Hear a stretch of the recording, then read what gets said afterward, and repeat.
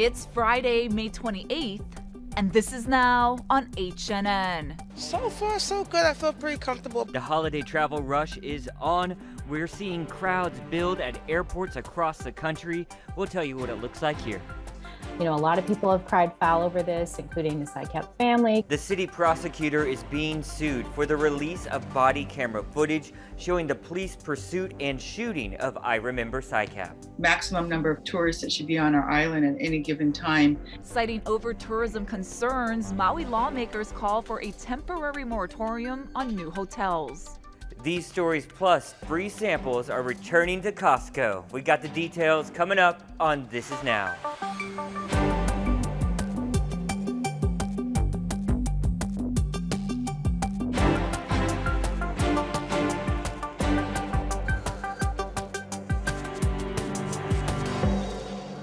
Good afternoon. Thanks for watching This Is Now. You got Jonathan and Ashley here coming to you from the H&N Digital Center. We're going to get right to those latest coronavirus numbers, right, Ashley? That's right. Happy Aloha Friday, everyone. The state is reporting 44 new COVID infections today and no new fatalities. The breakdown by island shows 5 cases on the Big Island, 6 confirmed cases on Maui, 1 probable there, 1 case on Molokai, 24 on Oahu, 6 confirmed cases out of state, and 1 probable resident.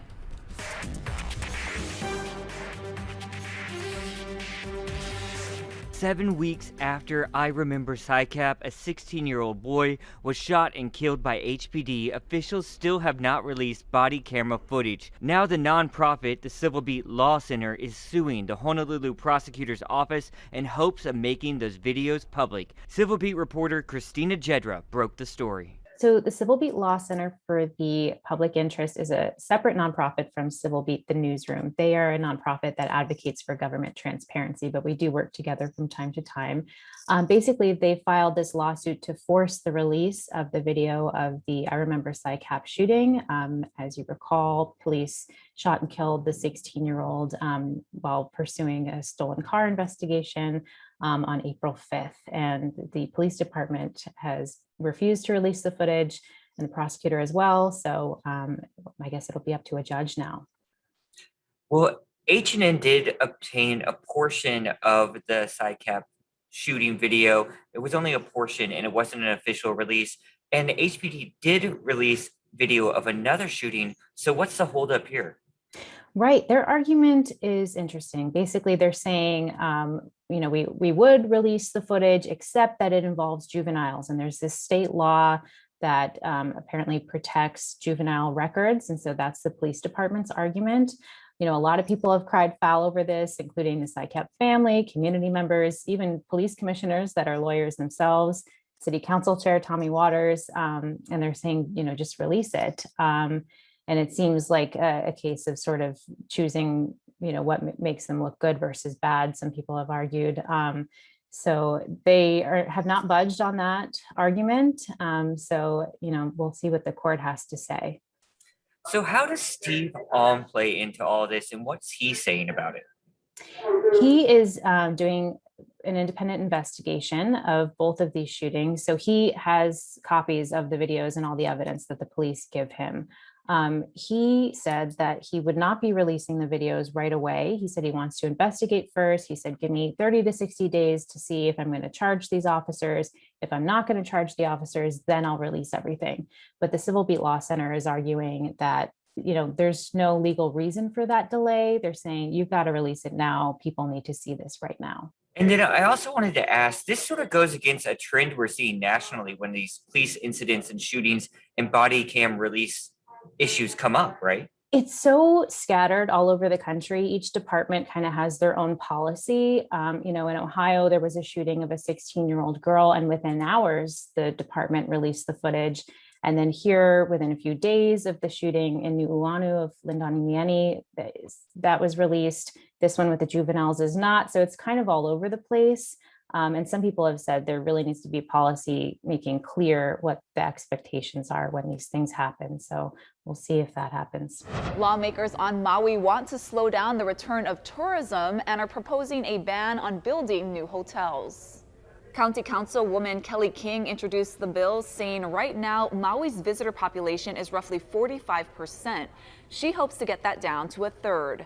While King is calling for the moratorium to only impact South and West Maui, others would prefer to see it island-wide. Maximum number of tourists that should be on our island at any given time. And it describes it as 33%, meaning one tourist for every 3 residents. So where we're at right now is way over that 33%. We're more like closer to 45%. Critics say it's hard to predict what a moratorium would do to the island economy and that it would cost jobs. The bill still needs to undergo more hearings and eventually the mayor's approval. Faced with a use it or lose it deadline, the Hawaii Tourism Authority is having to allocate some funds. Ben Gutierrez explains exactly what's going on. The state legislature did not fund the Tourism Authority for the upcoming fiscal year, which begins just over a month from now on July 1st. And to keep the remaining cash from the special fund, it had to determine where and how those dollars will be spent before then, or lose that money. The Tourism Special Fund is set to sunset as of December 31st, 2021. As of January 1st, it would no longer exist. The HTA board had to allocate more than $12 million from the fund between 13 programs, and the deadline to do that is just a month away. In essence, anything not encumbered by June 30th would eventually revert and be swept into the general fund of the state of Hawaii. The funds include $1.5 million for a reservation program at state parks and trails, $2 million for agritourism, cultural and nature tourism, and related projects, and $1 million to increase the presence of Hawaiian culture at Hawaii airports. There's also money to increase the number of Aloha ambassadors in Waikiki for the expected summer visitor surge. Well, I think is exactly what the community is looking for in a lot of these. We're saying we are going to not just put this type of plan in a file cabinet and look at it 5 years from now. We're implementing, we're going forward. While the HTA had to allocate or encumber the funds for those programs, it doesn't necessarily mean they'll get those amounts. Encumbered doesn't mean spent. Encumbered is just that you're in a position where we have it encumbered, so it gives you the permission, if need to, that it's in there. And the legislature hasn't funded the HTA for the coming year, adding more pressure to specify where the current special funds will go. The bottom line is the board does not, and the staff, frankly, does not want to lose funds that because we did not encumber in time. And it's being prompted by the uncertainty we're living with right now about what life is going to be like from July 1 forward. The board also voted to give CEO John DeFries a month to revise the authority's plan and operations as tourism revives post-pandemic. Ben Gutierrez, Hawaii News Now. Hawaii Island Mayor Mitch Roth is hoping to get approval by today to allow for larger indoor gatherings. Roth is asking Governor Ige to increase the size of indoor gatherings on Hawaii Island from 10 to 25 people when a host or business can verify that 75% of attendees have been vaccinated. The county is also asking to increase outdoor gatherings from 25 to 75 people without a vaccine threshold. We're getting to the end of this race. We don't want to trip, but we do want to sprint to the finish line. President Biden has appointed Hawaii native Crystal Ka'ai to lead the White House initiative on Asian Americans, Native Hawaiians, and Pacific Islanders. Ka'ai is a Kamehameha Schools graduate and a longtime staffer on Capitol Hill. She also leads the Congressional Asian Pacific American Caucus, the first Native Hawaiian to do so. Ka'ai serves as the initiative's executive director to help coordinate a federal response to anti-AAPI bias and violence. The bill to create a commission to investigate the January 6th attack on the U.S. Capitol is dead after it failed to clear a procedural hurdle in the Senate. Natalie Brand reports. Republicans used the filibuster to block a vote to create a 9/11-style commission to investigate the January 6th attack on the U.S. Capitol. On this vote, the yeas are 54, the nays are 35. 6 Republicans voted with Democrats to proceed, but 10 were needed in order to move forward. Senate Majority Leader Chuck Schumer says Republicans are protecting former President Trump's lies about the 2020 election. Out of fear or fealty to Donald Trump, The Republican minority just prevented the American people from getting the full truth about January 6th. GOP leaders argue Senate committees and the Department of Justice are already conducting investigations. I do not believe the additional extraneous commission that Democratic leaders want would uncover crucial new facts or promote healing. Friends and family of fallen Capitol Police Officer Brian Sicknick met with Republican lawmakers Thursday, pleading with them to support the legislation. This is supposed to uphold the Constitution, and right now I don't think they're doing it. Senator Schumer says the fight to create an independent commission is not yet over. Senators should rest assured that the events of January 6th will be investigated. Leader Schumer says he reserves the right to bring the bill back to the floor at a future date. Natalie Brand, CBS News, Capitol Hill.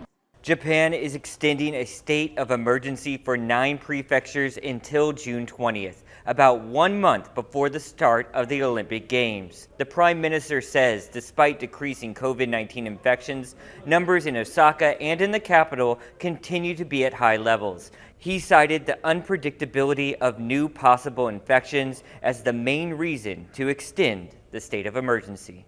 Issues continue to plague the State Unemployment Office. Casey Lund joins us now, continuing his coverage of the ongoing problems there. The most important change that claimants need to be aware of is the recent addition or the return of the search for work requirement, meaning claimants that are collecting benefits will have to report 3 job search contacts per week to continue claiming those benefits unless they're part of a union that has their own work search requirements when it comes to their members. We want to remind you that we've reported ad nauseum the issues with the call center here at the DLIR, the Unemployment Office.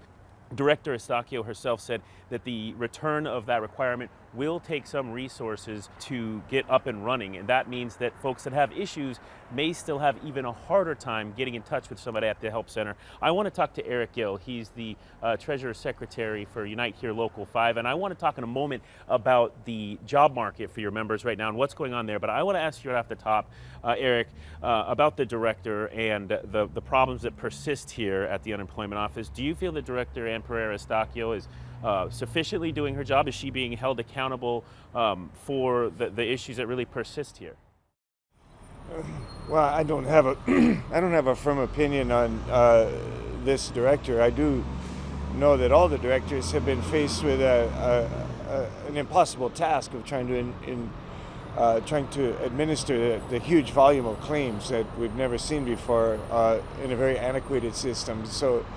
And I think there's certain things that are kind of built into the state bureaucracy that make it hard to get things done. You know, so it's hard for me to turn around and blame a particular director for policy decisions made going back 20, 30 years. You know, not to invest in workers and the workers' support system.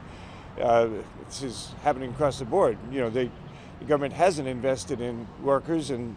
You know, for example, they haven't invested in childcare and they haven't invested in things to support workers going to work. So it makes it much harder for people then to go to work. And I want to talk about people returning to work. As your members hope to get back into the hospitality industry, what's going on in that market? Are hotels starting to return to capacity? What are you hearing? And when your members are going back and getting hired back, how are they being treated? Are they getting enough hours? Has the pay increased? Has it decreased? What's going on, Eric?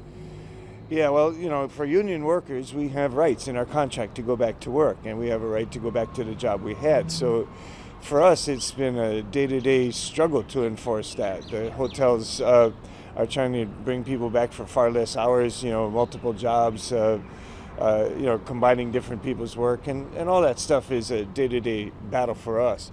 But we're getting our workers back, but at far less percentage than the guests have come back. So what we're seeing is that even though the hotel might be 80-90%, we got less than 50% of the work hours as compared to a couple of years ago. So the industry is definitely downsized and is intending to downsize the job market. So there will be workers who don't have jobs to go back to unless that changes. For the non-union workers, it's much worse. They don't have the right to go back, so the companies are bringing people back into very different jobs, and in some cases they can bring them back for less pay. And that's really an unconscionable situation that people are being forced to come back for less. Eric Gill, I appreciate your time with us, Treasurer Secretary of Unite Here Local 5, and we want to remind those claimants of that change for the search to work requirement that is taking effect this Sunday. The best information you can find is at hawaiiunemploymentinfo.com. For now, we'll send it back to you. All right, Casey, thank you for that report. Memorial Day is upon us, and what a busy travel weekend it's shaping up to be. That's right. With COVID infections down and vaccinations up, 1 in 4 Americans is planning to travel over the next few days. Now, we sent Sammy Salina to Honolulu's airport to check it out. She's joining us live now. Sammy, what can you tell us that's happening over there? Hey, Jonathan, Ashley. So it's hard to believe that there were points throughout this year where this place was empty. You didn't have to wait in lines, and now take a look at just how busy it is. It's really hard to even move around in certain parts and in certain waves of people. So we'll show you a little bit more about what it could look like if you're one of the ones that are planning to travel. So you can see it's a little bit more difficult to get around. There are a lot of folks that are here, and that statistic that you mentioned is definitely true according to how many folks there are here. Now, a lot of these folks are traveling to the mainland. We spoke to a lot of residents who decide they're going to take the long weekend and they are going to take advantage of those extra days off. So check out again, we can see a lot of folks going through TSA right now. You can't even get a good sense of just how long the line is from now because it wraps around the corner. So a lot of folks said that they're taking advantage of inner island travel. Some of our residents are taking advantage of that because they have that vaccine card. So you're going to see a lot of folks traveling to different islands around the state. And you definitely want to make sure that if you do want to take advantage of inner island, to make sure you get that vaccine passport, upload everything that you can to it. And we're hearing from Hawaii that there are definitely a lot of folks getting on planes to travel inner island. Of course, there's also a lot of folks traveling to the mainland as well. So you definitely want to show up to the airport early because, again, look at this line. It's definitely a packed day, and they're expecting that it's going to be packed for the next couple days as well. We'll take it back to you guys. I'm Sammy Solina reporting for This Is Now. Thank you, Sammy, for that excellent show and tell. It certainly does look busy. I haven't seen it like that in a very, very long time. Same. Right? I wonder how the parking situation is too. Oh yeah, I didn't even think about that for sure. Let's get a check of this weekend's weather. It's going to be some changes in the forecast, and be prepared to sweat.